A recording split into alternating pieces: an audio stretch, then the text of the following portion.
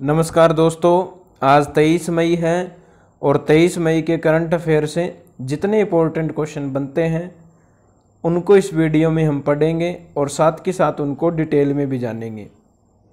इस वीडियो की PDF file आप लोगों को डिस्क्रिप्शन बॉक्स से मिल जाएगी, उसे भी आप डाउनलोड कर लीजिएगा। दोस्तों, मैंने आपसे लास्ट में क्वेश्चन पूछा है जिसका आंसर आप लोगों को कमेंट करना है और जितनी डिटेल उस क्वेश्चन के बारे में आप जानते हो उतनी डिटेल आप लोगों को कमेंट में लिखनी है, क्योंकि जितना आप लिखोगे वो लंबे समय तक आपको याद रहेगा। शुरू करते हैं आज का सेशन। सबसे पहला पॉइंट है, हाल ही में आरबीआई ने रेपो रेट में कितने प्रतिशत की कटौती की है। दोस्तों, भारत का केंद्रीय bank reserve bank of India ने रेपो रेट में 0.40% की कटौती की है। 0.40% की कटौती की है। जैसा कि आप जानते हैं, भारत और पूरा विश्व आर्थिक मंदी के दौर से गुजर रहा है कोविड-19 के कारण। भारत के केंद्रीय बैंक ने ये जो रेपो रेट और रिवर्स रेपो रेट में 0.40% की जो कटौती की है वो मार्केट में लिक्विडिटी लाने के लिए की गई है। दोस्तों, इससे जो लोन है वो अब और ज़्यादा सस्ते हो जाएंगे। इसको समझिएगा थोड़ा।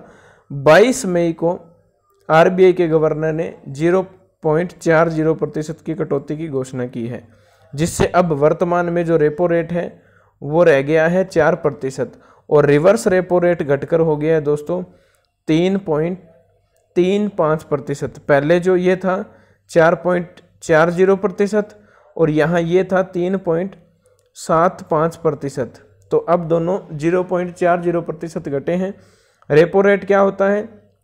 आरबीआई और बैंक, जब बैंक आरबीआई से पैसा लेता है तो उस पे जो इंटरेस्ट आरबीआई बैंक से लेता है वो रेपो रेट कहलाता है। रिवर्स रेपो रेट है जब बैंक आरबीआई को पैसा देता है, उस पैसे पे आरबीआई जो बैंक को इंटरेस्ट देता है वो रहेगा 3.35%। दोस्तों, इसके साथ ये भी घोषणा की गई है कि जो लोन है उनकी किस्त चुकाने के लिए 3 महीने का समय जो है बढ़ाया गया है।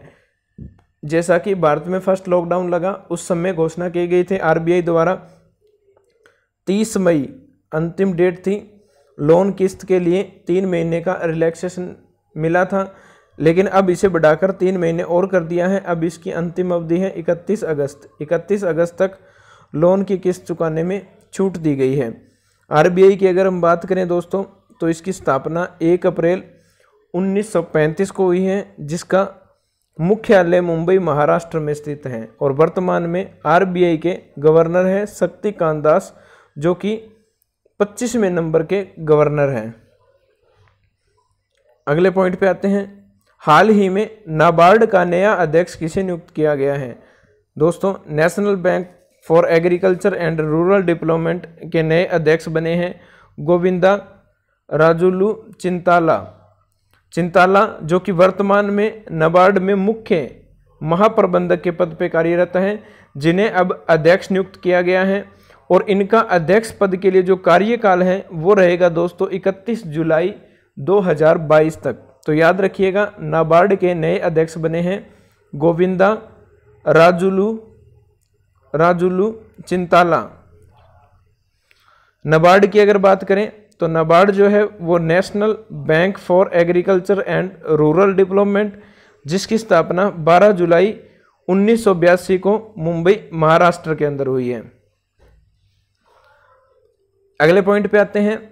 अमेरिकी सीनेट ने किस देश की कंपनियों को स्टॉक एक्सचेंज से हटाने का विधेयक पारित किया है। दोस्तों, अमेरिका की सीनेट ने स्टॉक एक्सचेंज से जिस देश की कंपनियों को हटाने के लिए विधेयक पारित किया है वो है चीन। वैसे तो अगर ये विधेयक पारित होता है तो अमेरिका में जितनी भी फर्दर देश की जो कंट्रियां हैं उन पे ये नियम लागू होगा, लेकिन मेनली ये जो विधेयक पारित हुआ है वो चीन के लिए किया गया है। लागू सब पे होगा, लेकिन चीन को ताक पे रख के किया गया है।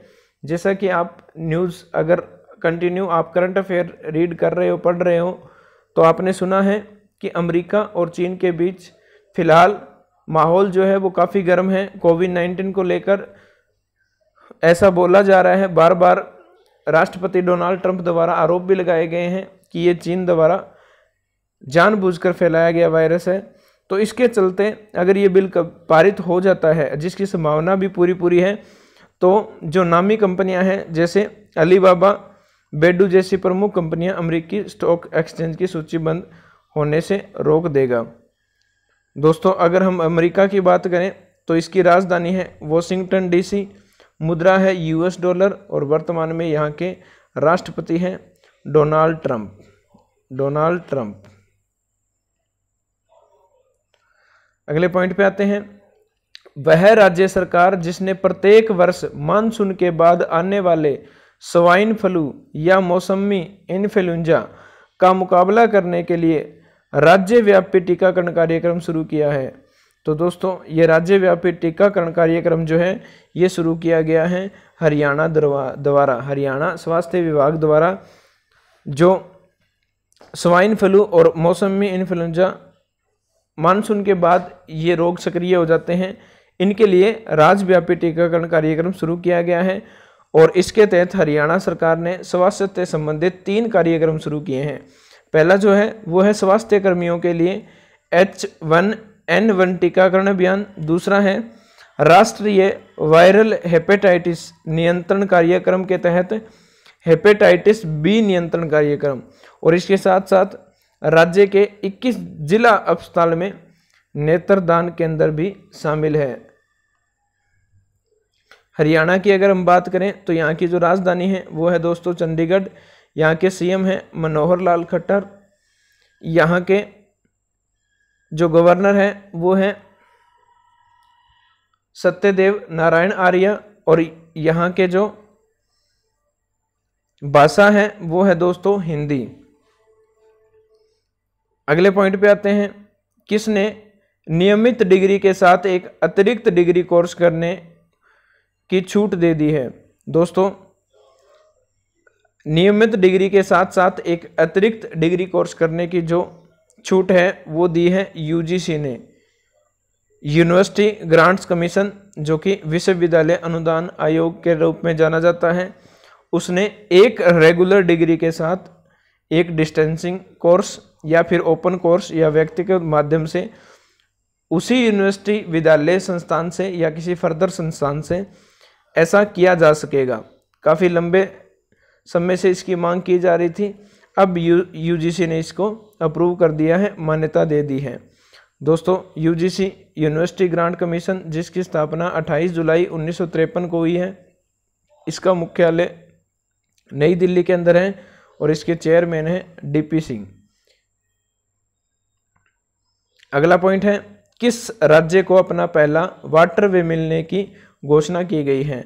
दोस्तों किस राज्य को अपना पहला जो जल मार्ग है, वाटरवे मीन्स जल मार्ग मिलने की घोषणा की गई है? तो त्रिपुरा राज्य को अपना पहला जल मार्ग मिला है और ये त्रिपुरा का पहला अंतर्राष्ट्रीय जल मार्ग है जो कि गोमती नदी के अंदर है। दोस्तों इसे इंडो बांग्ला प्रोटोकॉल मार्ग के रूप में मंजूरी दी गई है। त्रिपुरा की हम बात करें तो त्रिपुरा की राजधानी है अगरतला। यहाँ के जो सीएम हैं वो है दोस्तों बिप्लब देब और गवर्नर है यहाँ के रमेश बाइस। भाषा है यहाँ की त्रिपुरी और इंग्लिश और मुख्य न्यायाधीश है दोस्तों त्रिपुरा के अकील अब्दुल हमीद कुरैशी।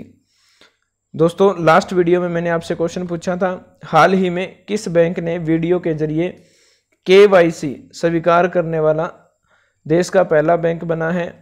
तो बिल्कुल सही जवाब था option B, Kotak Mahindra bank जो वीडियो कॉन्फ्रेंसिंग के जरिए नाउ योर कस्टमर जो फॉर्मेलिटीज़ है वो पूरी करता है आधार कार्ड और पैन कार्ड के माध्यम से, और इसमें सेविंग अकाउंट ओपन होते हैं।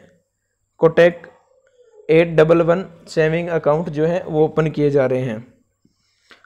आज के लिए क्वेश्चन है दोस्तों आपके लिए, आतंकवाद विरोधी दिवस कब मनाया जाता है?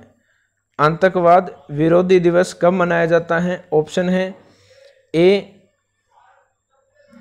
20 मई, बी 18 मई, सी 21 मई और डी 16 मई। दोस्तों जो भी आपका आंसर है आप कमेंट में रखिएगा और जितनी डिटेल इसके बारे में आप जानते हो उतनी कमेंट में ज़रूर लिखिएगा। उम्मीद करूँगा ये वीडियो आपको पसंद आई है। बहुत बहुत धन्यवाद।